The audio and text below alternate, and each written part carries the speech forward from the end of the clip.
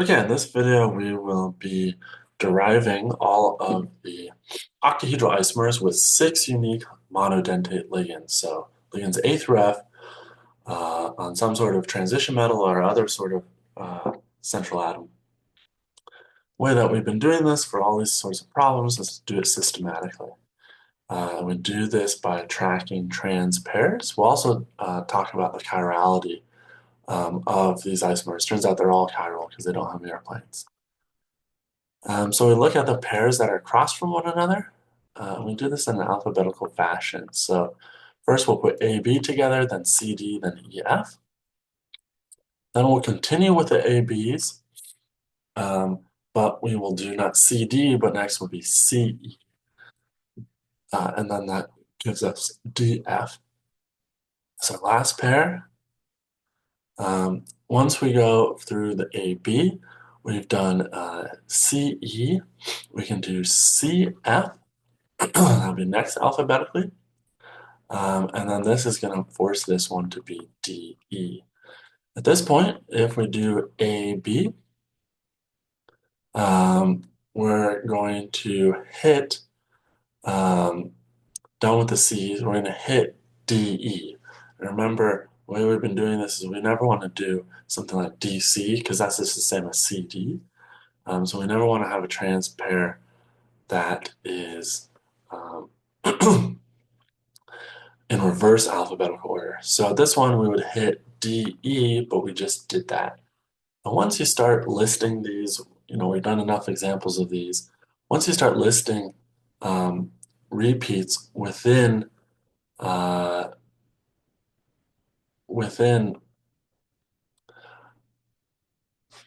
first trans pair being the same, right? So AB, AB, AB, still an AB.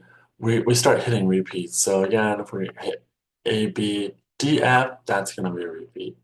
And so basically, at this point, we've shown, or EF, right? AB, EF. That's also going to repeat. The nice thing about this system is it is very symmetric in the sense that there aren't two of anything. So it doesn't matter if we did AB or if we did AC or if we did, AD or BC, whatever it may be. We're always going to only have these three combinations. We're going to have three combinations. We can tell that, okay? So what we're going to do is save ourselves some time versus going strictly alphabetical and doing all of them. Just for this complicated case, this has the most isomers. So anyway, now we're on the ACs, and we know the answer here. The answer is that we're going to have three of them. Because again, there's six unique ligands, and there's one of each. So there's no asymmetry where we have two A's, and so there's going to be something funky with some of the first trans pairs that are listed and not the others. So we have AC, and now what happened? Our C got subbed for a B, right? So in these, we just put B's where we had C's. So we have BD, BE, and BF, and then we have, these are the same, EF, DF, and DE. And we do the same thing with AD, okay? And so we're going to have three of them again that start with AD. And again, our B's are getting subbed by D's. So we're going to have three ADs. AD. This is an AD, sorry. Okay. But now instead of CD, we can list that as CB, but let's put it BC just so we're nice and alphabetical. This is going to be B, sorry, we're subbing out our D's, right? Anytime we have a D, we're going to give it a C. CE, CF. So those remain the same. But here we have EF, that stays the same. Here we have DF, so that becomes BF. right? And here we have DE, so that becomes BE. Okay? And then we can do the same thing with AE. Again, there's going to be three of them. Okay? Um, so anytime we see an E, we have to put a B now. So we have CD, BF, CB, which we can label as BC, uh, DF, and CF, DB, we'll put it as BD. Lastly, we have three AFs.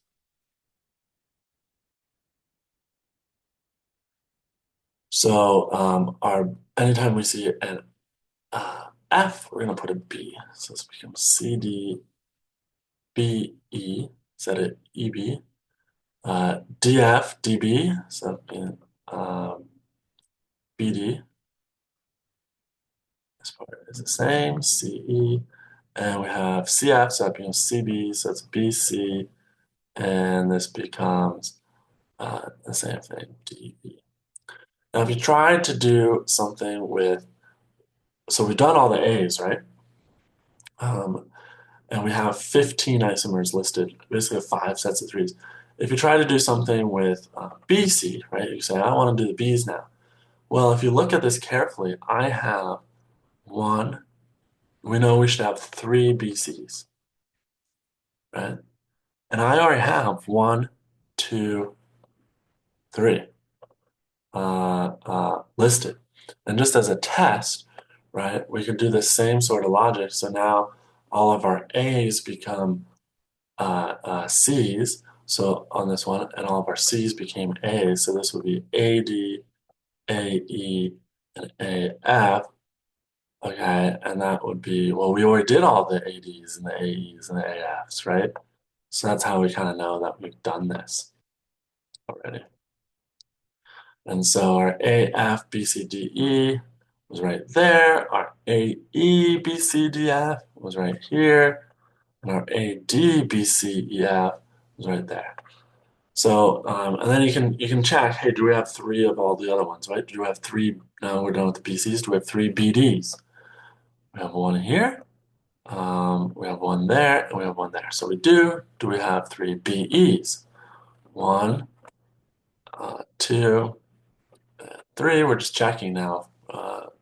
Make sure we're not missing one. Do we have all the 3 BFs? 1, 2, and 3. Okay, 1, 2, 3. Do we have all the CDs? We have 1, 2, 3 CEs. 1, 2, 3 CFs. 1, 2, and 3. And lastly, DEs, or second to last, I guess. DEs. 1, 2, 3. DFs. 1, 2, 3. And EFs. 1, 2, 3. So we're done. We have 15 isomers, and they're all chiral, and I don't think I necessarily need to draw all these. Um, but I'll draw maybe 4 of them just for your understanding here. Here we have A, B that are trans from one another. Remember, so this is structure 1. These are trans pairs. We then have CD cross from another, and we have EF.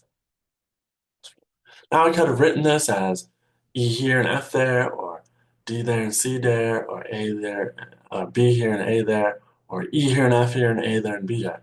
As long as I have maintained these 3 trans pairs, there's rotations or other symmetry operations that interconvert these species.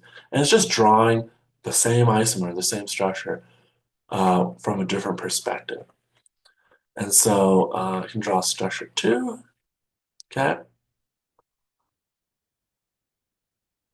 So A and B again are trans from another, but now it's C and E and D and F.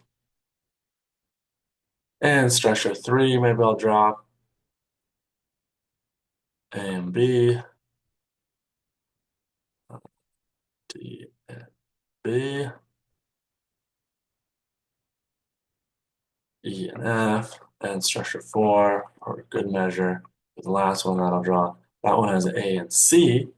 And maybe just to show you that it doesn't matter how I draw this, I'll draw the A and C going this way, as long as they're trans. And we'll put the B and the D over there, and then the E and the F, there's F, that's just a different perspective. Now, if you look at these, since there's 6 unique ligands, there's not going to be a mirror plane in the molecule. This molecule has point group C1, it's chiral, okay? So if you don't see a mirror plane in the molecule, it's chiral. So we have 15, right? If we count through here, 5, 6, 7, 8, 10, 11, 12, 13, 14, 15. So we have 15 stereoisomers. And they consist of 15, they're all chiral. 15 are chiral. So 15 enantiomeric pairs. We don't actually have to go through and look at all of them because we know they're sort of all the same sort of thing. There's 6 different ligands, so there's not going to be mirror planes on all of them. So if you're counting total isomers, we could call this 30 total isomers. Each isomer, stereoisomer, is going to have a left-handed and right-handed version. We could draw that here. So here's one-handedness, and then we could imagine flipping this, right, across this mirror plane and keep our A and our B, but now our F and our D would be on the right side, and our E and our C are on the left side of the molecule. So those will be showing the two-handedness of molecules. So overall, though there are the most number of stereoisomers, 15 stereoisomers, we have 6 unique monodentate ligands. This is probably one of the easier ones to solve just because there are these very nice patterns. And so I think that the ones where you have A2 or B2, those are more tricky. You really have to look at the chirality carefully. Some of the isomers are going to be chiral, some of them aren't. You're going to have fewer stereoisomers overall, but you can't do this very simple pattern recognition as easily. But we use this systematic method instead of going through all the alphabetical